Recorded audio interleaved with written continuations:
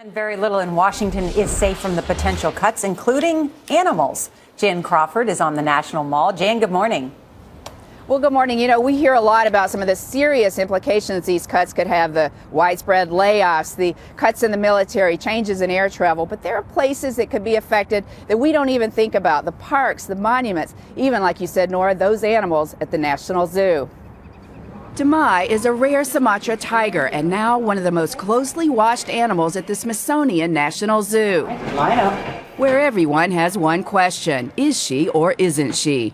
We are hopeful, fingers crossed, that Damai is actually pregnant. The only way to tell for sure if Damai is pregnant is through an ultrasound. So what does that have to do with the sequester? It turns out that getting Damai ready for her all-important ultrasound takes intensive daily training, and that is one thing now in jeopardy. Training, research, things like this would be the first things on my list. And research is what the zoo is known for across the world. It was the first to identify a fungus that could make as many as a third of the world's frogs extinct. It also discovered a virus that was killing baby elephants. If the sequester remains permanent, we're going to have to reduce our mission. We'll have to reduce our research. We'll have to reduce the number of animals we put on exhibit. Zoo Director Dennis Kelly says the zoo would have to look at shutting down major exhibits. Major exhibits here include our lions and tigers. It includes our reptile house, where we do a lot of great research. It would include our great ape exhibit.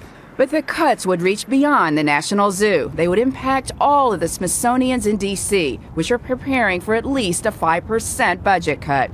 Also at risk, U.S. national parks, from Washington to the Blue Ridge Parkway to Yellowstone, facing reduced hours and services. How would you characterize the impact that this could have?